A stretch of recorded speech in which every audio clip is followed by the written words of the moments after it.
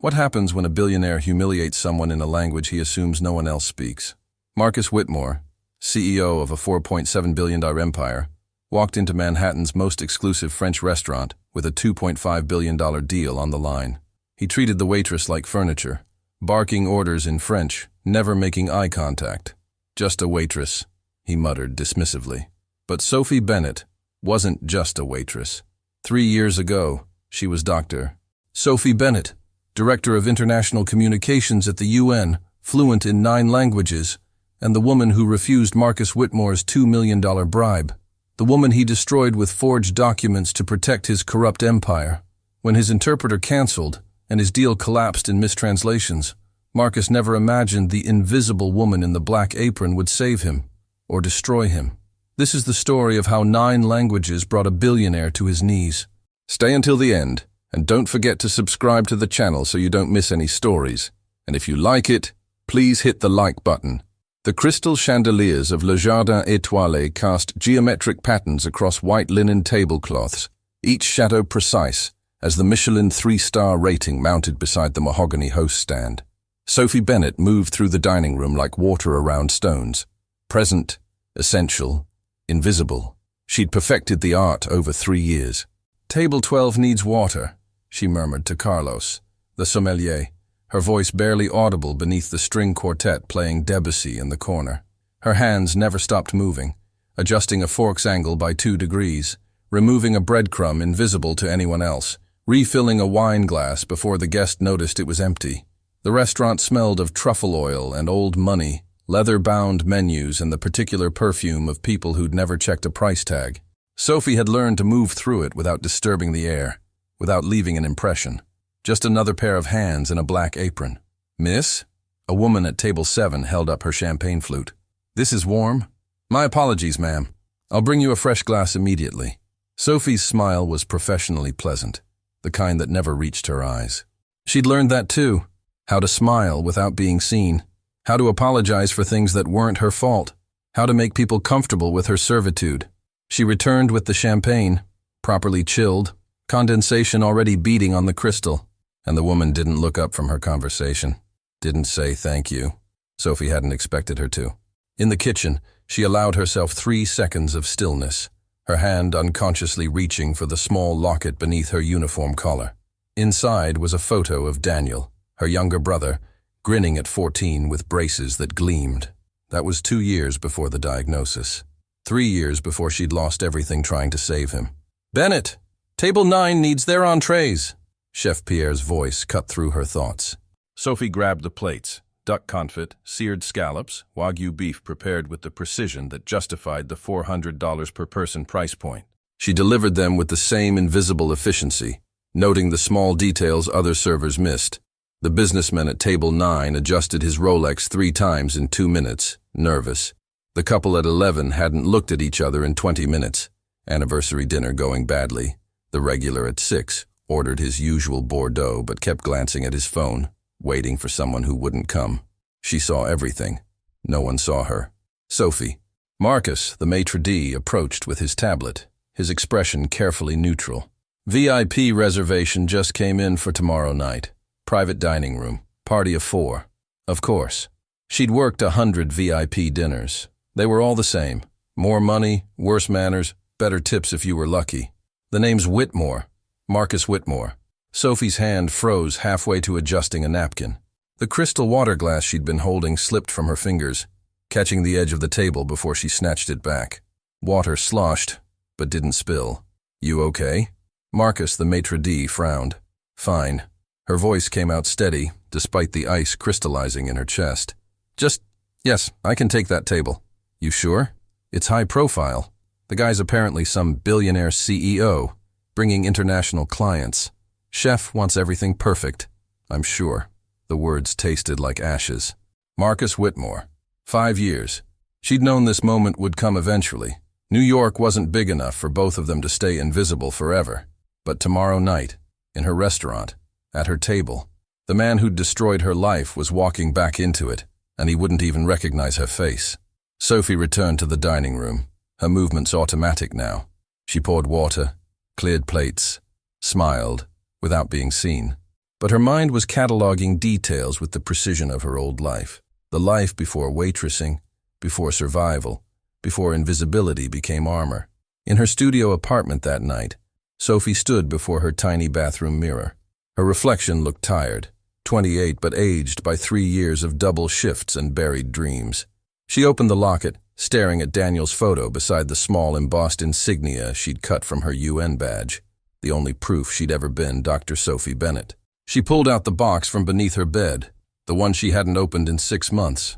Inside were her credentials, her dissertation, newspaper clippings from before the fabricated scandal, before the deep fakes, before Marcus Whitmore had decided her integrity was worth less than his quarterly earnings. And beneath those, carefully preserved in a waterproof envelope, copies of the original emails, the bribe offer, the recordings she'd made when she'd first suspected what he was planning.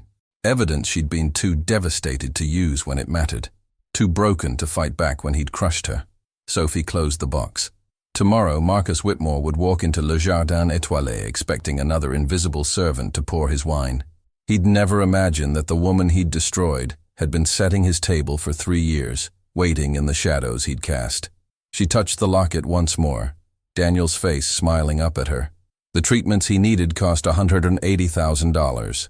She had $14,000 saved. Every day he got worse. Every day she stayed invisible. Until tomorrow. Tomorrow, she'd decided, Marcus Whitmore would finally see her. And this time, she wouldn't be the one who disappeared. Marcus Whitmore arrived at Le Jardin Étoilé at exactly 7:30 p.m., the kind of punctuality that demanded the world adjust to his schedule, not the other way around. Sophie saw him through the entrance glass before Marcus the maitre d' opened the door. 6'2", silver hair swept back like a corporate lion's mane, wearing a charcoal Brioni suit that cost more than she'd earned in 6 months. The Patek Philippe Nautilus on his wrist caught the chandelier light as he strode past the host stand without acknowledging the greeting. Behind him came his guests, a tall, severe man in his 60s with steel-rimmed glasses and a Swiss banker's posture, an elegant Chinese woman in her 40s wearing a burgundy silk suit that screamed tech money, and a distinguished Saudi gentleman in traditional thobe and bisht, his beard meticulously groomed. "Mr. Whitmore, welcome to Le Jardin Étoilé." Marcus the maitre d' extended his hand. Whitmore didn't take it. "The private room. We're expected." "No, please. No, thank you." Just the expectation of obedience. Sophie fell into position behind the group as they were led to the Rousseau room, Le Jardin's most exclusive private dining space, named for the massive original painting dominating one wall. The table was set for 4 with the restaurant's finest crystal and china, candles already lit, the air scented with white roses from the arrangement she'd personally positioned that afternoon. "Your server this evening will be Sophie," Marcus the maitre d' said. "She'll take excellent care of you." Whitmore's eyes passed over her without stopping, the way you'd glance past a coat rack. No recognition. 3 years of waiting, and he didn't even see her face. Water, still not sparkling. "And bring me your wine list." Whitmore settled into his chair, already turning toward his guests. "Herr Schneider, please sit. Ms. Chen, Sheikh al-Rashid, I think you'll find this venue appropriately discreet for our discussion." Sophie poured water, her hand steady despite the racing of her pulse. She was invisible again. Good. She needed to hear this. "The proposal," Whitmore continued, pulling out a leather portfolio, "involves the merger of Whitmore Global Holdings with your respective entities. Herr Schneider, your Geneva-based investment firm brings $800 million. Ms. Chen, your tech infrastructure provides $500 million in valuation. Sheikh al-Rashid, your energy portfolio, $1.2 billion. Sophie noted how none of them smiled. This wasn't a social dinner. This was $2.5 billion changing hands. "The documentation is, of course, complex," Whitmore said, accepting the wine list from Sophie without looking at her. "Multiple jurisdictions, various regulatory frameworks. That's why I've arranged for a professional interpreter." His phone buzzed. He glanced down, and Sophie saw the momentary tightness around his eyes. "Problem?" Herr Schneider's accent was thick, his English precise but clearly not his preference. "My interpreter." Whitmore's jaw clenched. "Car accident. She's in the hospital. Won't be able to make it."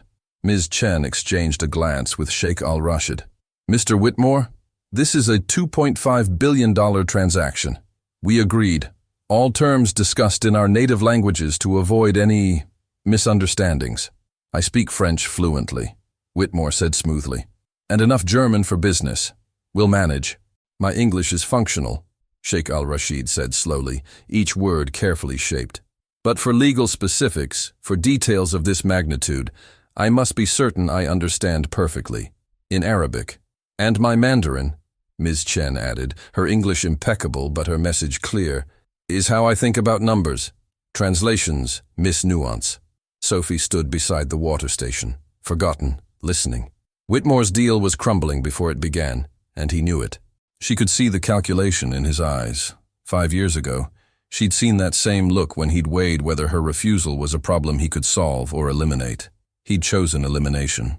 We'll work through it, Whitmore said, his voice taking on the commanding edge Sophie remembered from Geneva. I didn't build a $4.7 billion company by letting language barriers stop me. Now, shall we begin with the appetizers? The foie gras here is exceptional. He snapped his fingers at Sophie without looking. You, whatever the chef recommends, and bring the Chateau Margaux 2010. No, please. No acknowledgement she was human. Just a waitress. Sophie took the order to the kitchen, her mind calculating. Whitmore was arrogant enough to believe he could negotiate a multi-billion-dollar deal through broken German and Google Translate.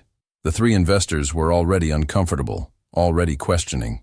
One wrong translation, one cultural misstep, and this entire dinner would collapse. She'd spent 3 years learning to be invisible, learning to hear conversations people didn't know she understood.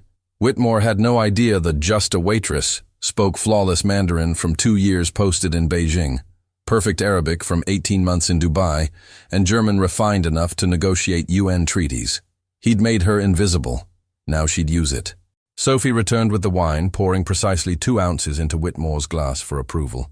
He sipped without tasting, waved his hand dismissively. She filled each glass, noting details. Herr Schneider's slight tremor, Parkinson's early stage. Ms. Chen's untouched water. Control issues, wouldn't drink anything she didn't pour herself. Sheikh al-Rashid's careful positioning of his phone, recording this, legally or otherwise. To profitable partnerships, Whitmore raised his glass. The others raised theirs, but Sophie saw the hesitation. The deal was already dying. They just didn't know it yet. As she left the room, she heard Whitmore say in French, the rapid, dismissive French of someone showing off, "These people are so tedious about language, as if money doesn't translate perfectly well on its own." He'd said it, assuming no one else in the room understood, assuming the waitress was just decoration. Sophie's hand touched her locket through her uniform. 5 years ago, Marcus Whitmore had looked at Dr. Sophie Bennett and seen an obstacle to remove. Tonight, he looked at Sophie the waitress and saw nothing at all. Tomorrow night, no, tonight, that was going to change. She just had to wait for the perfect moment. And in her experience, men like Marcus Whitmore always provided one. Sophie delivered the appetizers with choreographed precision. Foie gras for Whitmore, seared scallops for Ms. Chen, lamb carpaccio for Sheikh al-Rashid, and smoked salmon for Herr Schneider. Each plate positioned exactly where it should be. Each guest served from the left, cleared from the right. She was furniture, perfectly placed furniture. Now then, Whitmore pulled out his tablet. Let's discuss the regulatory framework. The Swiss banking regulations require... He stopped, glancing at Herr Schneider's politely blank expression. Die Schweizer Bankvorschriften, Whitmore attempted, his German suddenly clumsy, textbook rather than fluent. Entschuldigung? Herr Schneider frowned. Whitmore tried again, pulling out his phone, typing into a translation app. He showed Schneider the screen. The older man's frown deepened. This says, the Swiss banking vegetables require harvest? Schneider's confusion was obvious even in accented English. I do not understand. Regulations, not vegetables. Whitmore's jaw tightened. He typed again, showed the screen to Ms. Chen. The technical infrastructure needs to integrate with our existing systems. Do you see any obstacles? Ms. Chen read the screen. Her expression went cold. Mr. Whitmore, this translation just asked if I have system pregnancy obstacles. Are you mocking me? No, that's not. Whitmore stabbed at his phone. The damn app is malfunctioning. Sophie refilled water glasses, her face professionally blank. But she saw everything. Schneider's growing irritation, Miss Chen's offense, Sheikh al-Rashid's careful silence as he observed the chaos. Whitmore switched tactics, addressing the sheikh directly in broken Arabic that made Sophie wince internally. He just asked if the sheikh's mother's camels were interested in purchasing his honor. Sheikh al-Rashid stood slowly. His voice was quiet, dangerously so. Mr. Whitmore, I came here in good faith. If you insult my family again, deliberately or through incompetence, this conversation is finished. That wasn't. Whitmore's carefully constructed composure was cracking.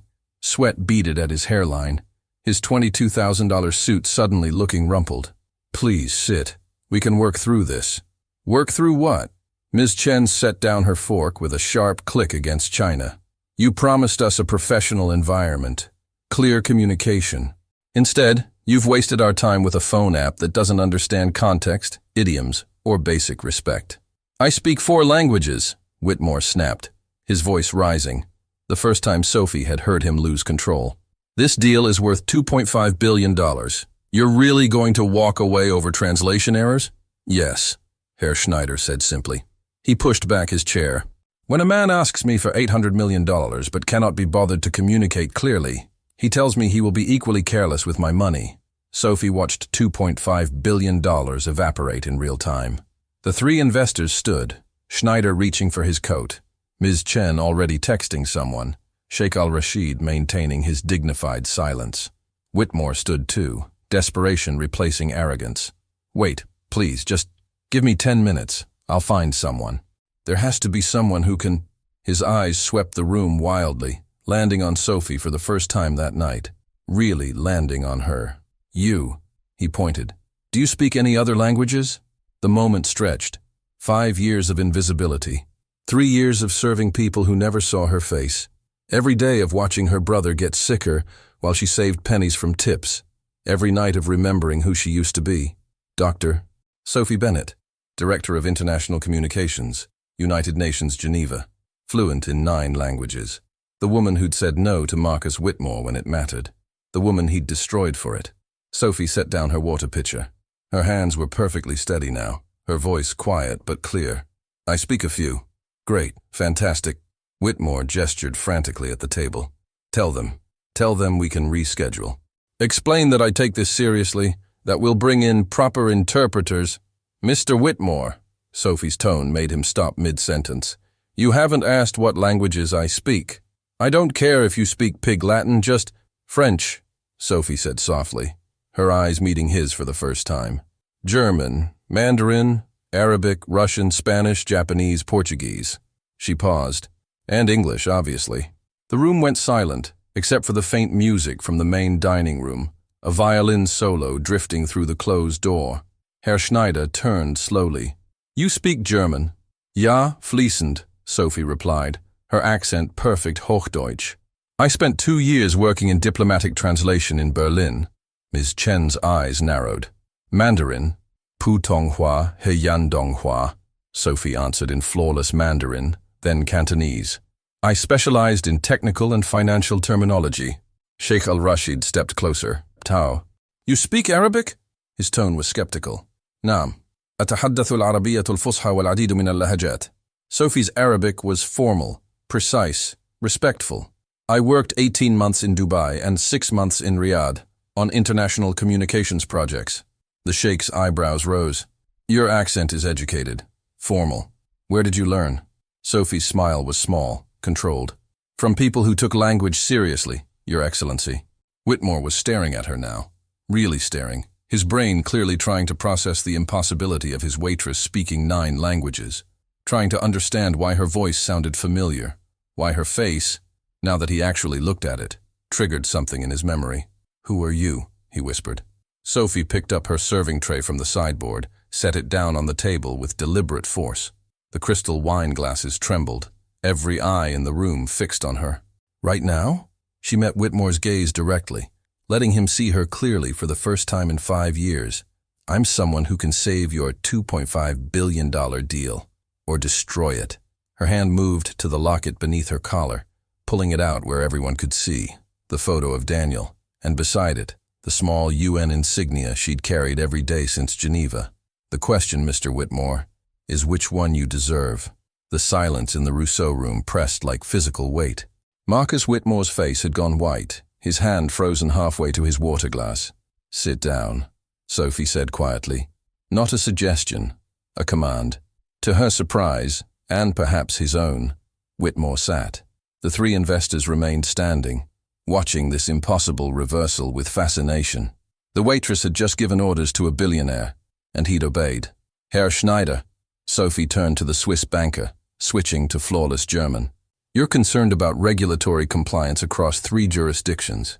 Specifically, you need assurance that the Basel III capital requirements won't create liquidity issues during the merger transition period." Schneider blinked. "Yes, exactly that." Sophie addressed Ms. Chen in rapid Mandarin, her tones precise. "You're worried about intellectual property protection. Your algorithm portfolio is worth $500 million, but you've seen American companies absorb Chinese tech and leave partners with nothing. You need ironclad guarantees." Ms. Chen's expression shifted from skepticism to attention. "How did you—" "And Sheikh al-Rashid," Sophie continued in formal Arabic. "Your concern isn't money, it's reputation. You represent family interests spanning 4 generations. You need to know this partnership won't taint that legacy with the kind of corruption that's destroyed other Western ventures in the Gulf." The sheikh inclined his head slightly. "You understand correctly." Sophie turned back to Whitmore, switching to English. Her voice was cold, professional. "Your deal is dying because you treated communication like an afterthought, because you assumed your money spoke louder than their languages. Would you like me to fix this, or should I bring the check?" "Fix it." Whitmore's voice was hoarse. "Please." The please hung in the air, the first time he'd used it all night. Sophie moved to the head of the table, positioning herself where she could see all 4 participants. She pulled out her small server's notepad, but her posture had transformed. This wasn't a waitress anymore. This was someone who'd negotiated treaties. "Then let's begin properly." She looked at Whitmore. "Explain your proposal, slowly. I'll translate as we go, and I'll tell you if you're about to say something culturally offensive before you say it." For the next 40 minutes, Sophie orchestrated what should have been chaos into symphony. Whitmore spoke. She translated. Not just words, but context, adjusting phrasing for cultural nuance, catching potential insults before they landed, clarifying technical terms in 3 languages simultaneously. When Herr Schneider asked about liquidity ratios in German, she translated to English for Whitmore, then rendered his answer back in financial German that made the banker nod with approval. When Ms. Chen questioned data security protocols in Mandarin, Sophie translated the question, then Whitmore's response, adding technical terminology that demonstrated she understood both the technology and the business implications. When Sheikh al-Rashid raised concerns about ethical investment screens in Arabic, Sophie didn't just translate. She reformulated Whitmore's answer to address Islamic finance principles, saving him from accidentally proposing something haram. The investors began directing questions to Sophie instead of Whitmore. She became the center of the negotiation, the axis around which billions of dollars rotated. Her hands moved as she spoke, the unconscious gestures of someone who'd done this at the highest levels, who'd made language into a tool of precision rather than approximation. "The environmental impact assessment," Ms. Chen said in Mandarin, "needs third-party verification." Sophie translated, then added in English to Whitmore. "She's referring to the incident 5 years ago when your Indonesian plant claimed compliance but satellite data showed otherwise. She's asking if you've changed your practices, or just your PR." Whitmore flinched. "Tell her we've implemented—" "I'll tell her what's true," Sophie interrupted. "Have you actually changed your practices?" The room held its breath. "Yes," Whitmore said finally. "After the scandal, we overhauled everything. Independent auditors quarterly. Full transparency." Sophie studied his face, then translated for Ms. Chen. "He says yes. I recommend you verify independently." Ms. Chen smiled slightly. "I like her."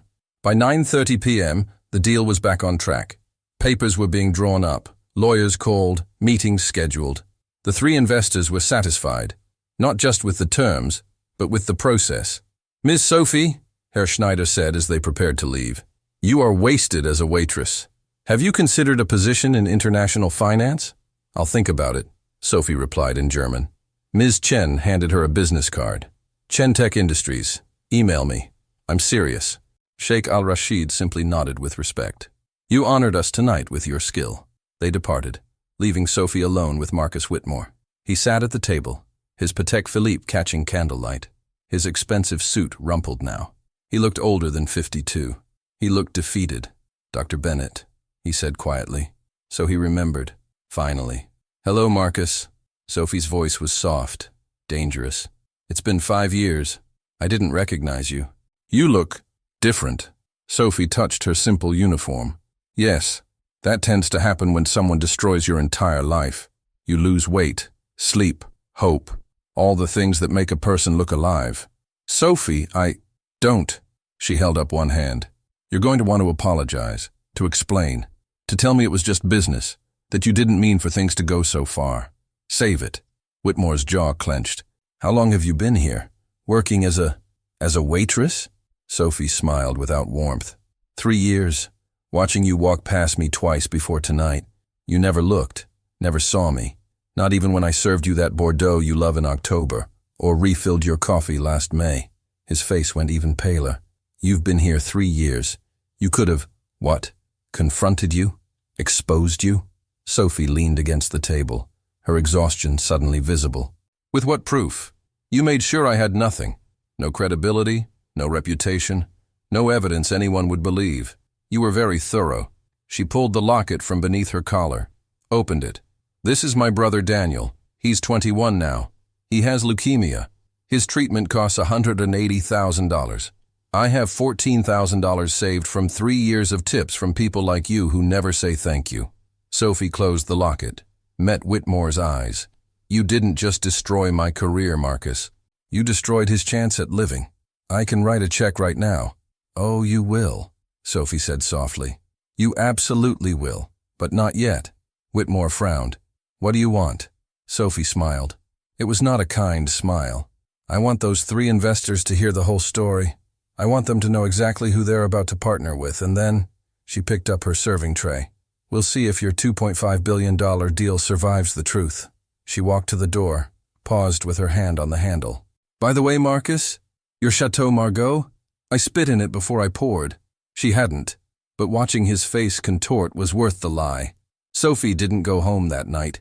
She sat in the empty restaurant after closing, in the main dining room, where the chandeliers had been dimmed to a soft glow. Marcus the maître d' had asked if she was okay. She'd said yes. He'd known it was a lie, but left her alone. At 2 a.m., her phone buzzed. Unknown number. We need to talk. Name your price. M.W. Sophie deleted it without responding. 5 years ago, Marcus Whitmore had learned she couldn't be bought. He'd apparently forgotten the lesson. Her mind drifted back, the way it always did in the quiet hours. Back to Geneva. Back to when she'd been someone else. 5 years ago, Dr. Sophie Bennett's office at the United Nations overlooked Lake Geneva, the water impossibly blue against the Alps. She was 23 and already Director of International Communications, the youngest person to ever hold the position. Her dissertation on multilingual conflict resolution had been published in 4 languages. Diplomats twice her age requested her for sensitive negotiations. She'd been untouchable. Dr. Bennett, her assistant knocked. There's a Marcus Whitmore here to see you. He doesn't have an appointment, but he says it's urgent. Sophie remembered checking her watch. 4:30 p.m. She had a conference call with Beijing at 5. Give him 10 minutes. Whitmore had walked in wearing the same kind of expensive confidence he'd worn at Le Jardin. Different suit, same arrogance. He'd sat without being invited. I'll be direct, he'd said. I need you to adjust some phrasing in next week's environmental impact report, the one your team is translating for the General Assembly. Sophie had frowned. Adjust how? Nothing major. Just soften the language around industrial emission standards. Make it sound less damaging to companies currently in compliance. He'd pulled out a folder. I've marked the sections in red. She'd opened it, read through his suggested changes. Her stomach had turned cold. Mr. Whitmore, these changes would make it seem like current emission levels are acceptable. They're not. The data clearly shows. I know what the data shows. He'd leaned back, entirely comfortable. I also know my company and 6 others will face $2 billion in new compliance costs if this report goes through as written. That's jobs, Dr. Bennett. Thousands of them. and millions of tons of carbon that will continue poisoning the atmosphere. Perspective. He'd smiled.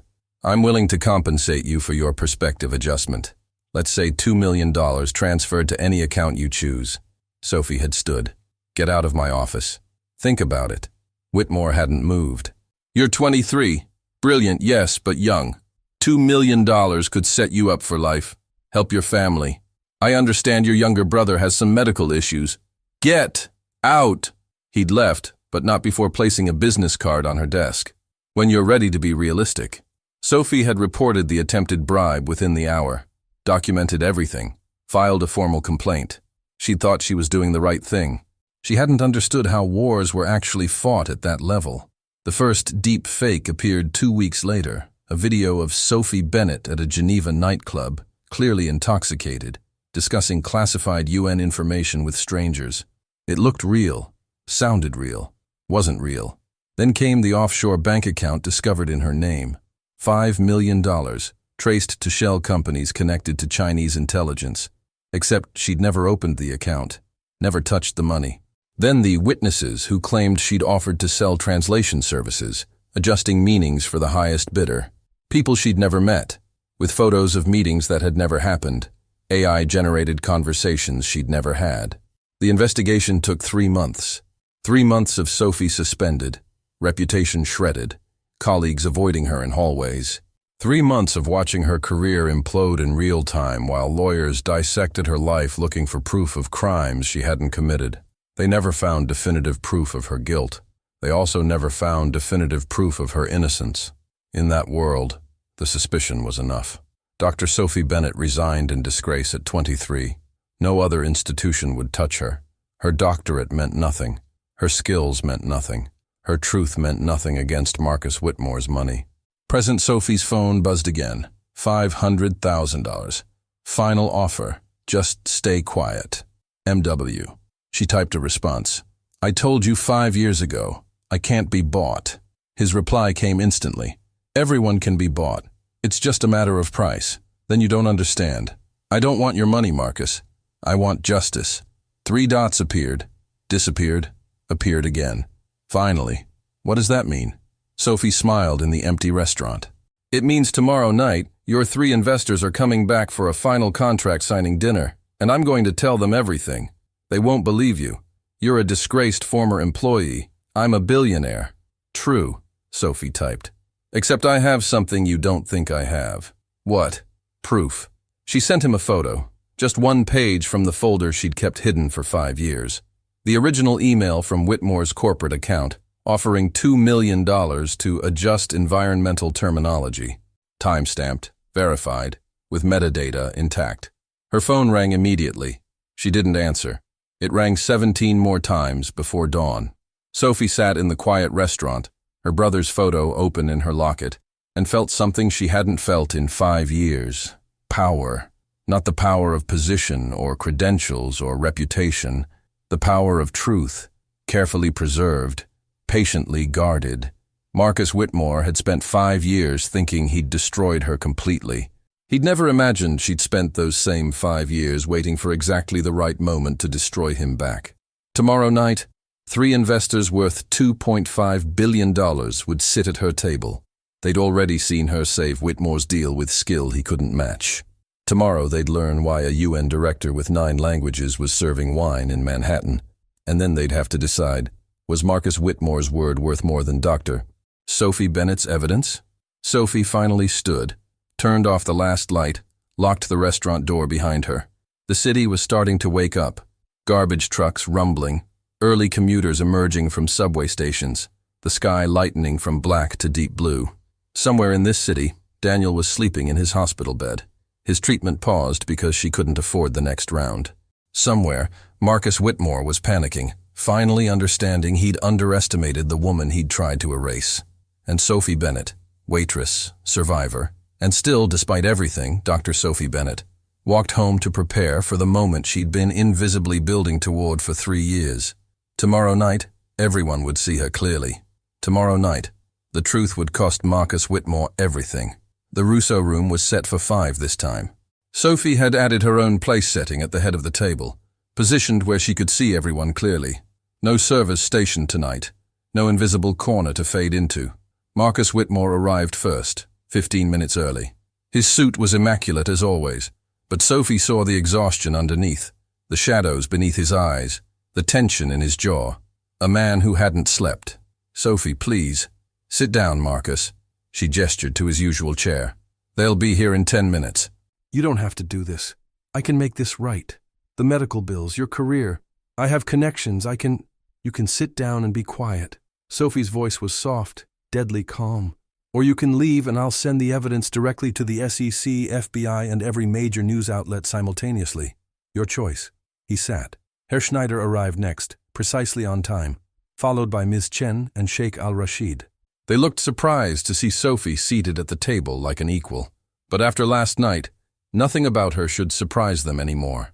"Good evening," Sophie said in English, then repeated the greeting in German, Mandarin, and Arabic. "Thank you for returning. Before we finalize any agreements, there's something you need to know about the man you're about to partner with." "Sophie." Whitmore's voice held warning. "5 years ago," Sophie continued as if he hadn't spoken, "I was Dr. Sophie Bennett, Director of International Communications at the United Nations in Geneva. I was 23 years old and responsible for translating critical environmental impact reports for the General Assembly." She pulled out her old UN credentials, slid them across the table. Herr Schneider picked them up, examined them carefully. "Marcus Whitmore came to my office and offered me $2 million to alter translation phrasing in a report that would have cost his companies billions in emission compliance costs. I refused. I reported him, and he destroyed me." "That's a lie," Whitmore started. Sophie placed her phone on the table, pressed play. Whitmore's voice filled the room, tinny but clear from the recording she'd made 5 years ago. "I'm willing to compensate you for your perspective adjustment. Let's say $2 million transferred to any account you choose." Ms. Chen's expression went cold. Sophie continued, laying documents on the table one by one like playing cards. "Deep fake videos showing me drunk and discussing classified information. A fake offshore bank account in my name. Fabricated witnesses claiming I was corrupt. All of it appeared within weeks of my refusal." "Mr. Whitmore," Sheikh al-Rashid's voice was quiet, dangerous. "Is this true?" "It was a business disagreement." "A business disagreement?" Sophie's voice cracked for the first time. "You destroyed my career, my reputation, my ability to work anywhere in my field. I went from directing UN communications to serving you wine, and you didn't even recognize my face." She pulled out her locket, opened it for them to see. "This is my brother Daniel. He's 21. He has leukemia. His treatment costs $180,000. I've been working double shifts for 3 years, saving tips, and I have $14,000. Do you know why I only have $14,000, Mr. Whitmore?" Silence. "Because you took everything else, my salary, my savings, my future, my ability to help him." Her hands were shaking now, but her voice stayed steady. "I didn't want revenge. I wanted to survive. But then you walked into my restaurant, looked through me like I was furniture, and I realized you'd never changed. You'd never even thought about what you'd done to me." Herr Schneider set down the documents, removed his glasses, cleaned them slowly. "Mr. Whitmore, I need to make a phone call." "Herr Schneider, please, now." The banker stepped out of the room. Ms. Chen was already on her tablet, fingers flying. "There's a pattern. 2019 environmental whistleblower at your Indonesian plant. Disappeared from her position, never worked in compliance again. 2021 SEC investigator who flagged your accounting practices. Suddenly under investigation himself for insider trading. Charges later dropped, but career destroyed. 2023 journalist who wrote about your labor practices in Bangladesh. Sued for defamation, spent 2 years in legal hell, newspaper retracted the story." She looked up, her expression disgusted. "You don't just silence people who challenge you. You erase them. That's business." Whitmore tried. "That's evil," Sheikh al-Rashid interrupted. "In my culture, a man's honor is everything. You have none. This partnership is finished." "Wait, please." Whitmore stood, desperation replacing arrogance. "The deal is worth $2.5 billion. You're going to throw that away over something that happened 5 years ago?" "Yes," Herr Schneider said, returning to the room. "I just spoke with my legal team.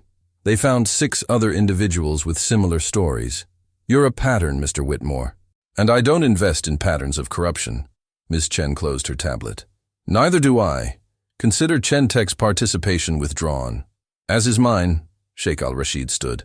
Dr. Bennett, you honored us with your skill last night. Tonight, you honored us with your truth. Thank you. They began gathering their things.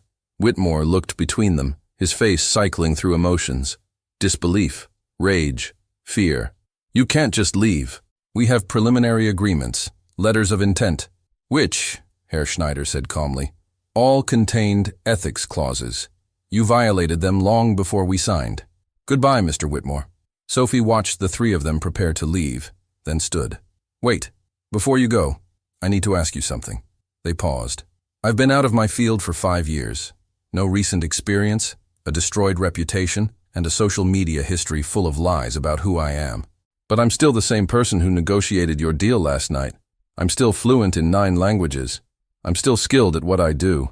She took a breath. I'm asking if any of you are willing to give me a chance. The room held its breath. Ms. Chen smiled slowly. Dr. Bennett, Chen-Tech Industries is expanding into global markets. We need a director of international communications. The position pays $450,000 annually, plus performance bonuses and full health coverage for you and your dependents. Sophie's knees almost gave out. $450,000. You saved a $2.5 billion deal last night with 30 minutes notice. I'd say you're worth it. Ms. Chen extended her hand. On one condition. You help me destroy every piece of false information about you online. I have the best tech team in the world. We'll clear your name. I'll second that offer if she declines yours, Herr Schneider added. Swiss Global Investments could use someone with her integrity, as could Al Rashid Energy Consortium, the sheikh said, though I suspect she'll accept Ms. Chen's offer. It's the most generous. Sophie looked at the three of them, investors who'd come to make billions and instead were offering her a life back. Then she looked at Marcus Whitmore, collapsed in his chair, watching his empire crumble in real time. I accept, Sophie said to Ms. Chen, but I need an advance, $180,000 for my brother's treatment. Done. I'll have it wired tonight. Ms. Chen smiled. Welcome to Chen-Tech, Dr. Bennett. As the three investors left, exchanging contact information with Sophie, Whitmore sat alone at the table. His $2.5 billion deal was dead. His partners were gone, and the woman he'd tried to erase had just been offered everything he'd stolen from her. Sophie paused at the door, looked back. Oh, and Marcus? The UN is reopening their investigation into the bribery attempt. I sent them my evidence this morning. Your lawyers should expect calls. She left him there, in the Rousseau room, surrounded by expensive wine and empty chairs. Outside, her phone buzzed. A text from Daniel. How was work? Sophie smiled, tears finally coming. Good, really good. Come home tomorrow. We're going to get you that treatment. 18 months later, the boardroom on the 42nd floor of Chen-Tech Tower had floor-to-ceiling windows overlooking Manhattan. Sophie Bennett stood at the head of the conference table, addressing representatives from 12 countries in 6 different languages, switching between them as naturally as breathing. She wore a tailored navy suit, expensive but not ostentatious, and her hair was professionally styled. But around her neck, visible above her collar, hung the same silver locket she'd worn as a waitress. Some things were worth keeping. The partnership with Tokyo will require cultural sensitivity training for our entire Asia-Pacific team, she said in flawless Japanese to the executives on the video screen, then switched to English for her American colleagues. I've prepared a 3-month rollout plan that addresses both language barriers and business protocol differences. Ms. Chen, now simply Wei to Sophie, nodded approvingly from her seat. Excellent. Make it happen, Dr. Bennett. The meeting ended at noon. Sophie gathered her materials, checked her phone. 3 messages from Daniel, all photos. Him at Columbia University, where he'd just started his sophomore year, healthy and cancer-free for 14 months now. The treatments had worked.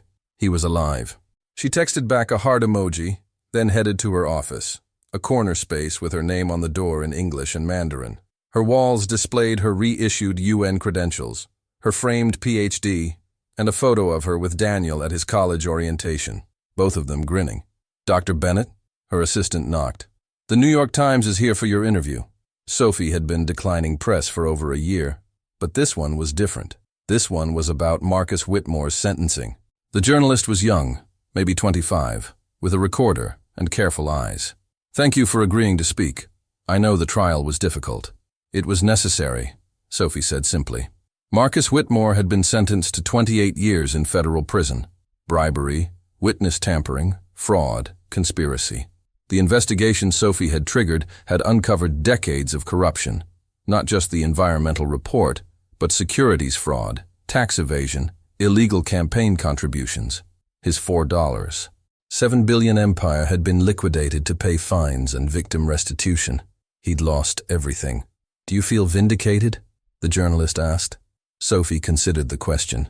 "I feel like justice happened. That's different than vindication. Vindication would require those 5 years of my life back. Daniel's years of suffering erased. The other people Whitmore destroyed restored to their careers." She paused. "I got my life back, but I can't get back what was taken." "Your brother's in remission now? 14 months cancer-free." Sophie smiled. "He's studying international relations at Columbia. Wants to work for the UN someday, ironically. Because of your experience there? Despite it. Or maybe because he saw what happened when someone tried to silence truth, and he wants to be someone who protects it instead." Sophie's voice softened. "He's braver than I was at his age." The interview wrapped up 20 minutes later. Sophie walked the journalist out, then detoured through the building's main lobby. Chen Tech occupied 18 floors, employed 3,000 people in New York alone, and Sophie had helped expand their international presence to 47 countries. But her favorite part of the building was the ground floor cafe. She ordered a coffee, actually ordered it herself, no assistant required, and sat at a small table by the window. Across the street, Le Jardin Étoilé's awning was visible, the restaurant where everything had changed. She still thought about that night sometimes. The moment Whitmore had finally looked at her and actually seen her face. The moment she'd decided to stop being invisible. "Dr. Bennett?" Sophie looked up. A young woman stood beside her table, maybe 22, wearing a Chentech intern badge. She looked nervous. "I'm sorry to bother you, but I just wanted to say thank you." The intern clutched her coffee cup. "I read about your case, about what happened to you. I'm starting my career in tech, and there are already people who've tried to." She stopped, swallowed. It helps to know that speaking up doesn't always end badly, that sometimes the truth actually matters. Sophie gestured to the empty chair. "Sit down. What's your name?" "Rebecca. Rebecca Torres." "Rebecca, has someone at Chen Tech made you uncomfortable?" No. Everyone here has been great. It was my last internship. My supervisor kept..." She stopped again. "He'd make comments about my appearance. Ask me to work late when no one else was around. When I reported it, HR said I was overreacting, that I should be grateful for the opportunity." Sophie's jaw tightened. She knew that story. She'd lived that story. "What happened?" "I quit. Lost the recommendation letter I needed for graduate school. Lost the professional network.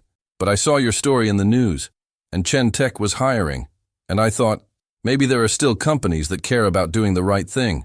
"There are," Sophie said firmly. "And you did the right thing. Walking away when your safety is at risk isn't weakness, it's survival." Rebecca's eyes were shining. "My advisor said I threw away my future over nothing. Your advisor was wrong. You protected your future." Sophie pulled out her business card. Dr. A. Sophie Bennett, Chief Communications Officer, Chen Tech Industries. "Email me Monday. I'll write you a recommendation letter for graduate school. And if you need professional references, I know people." Rebecca took the card with shaking hands. "Thank you. Thank you so much."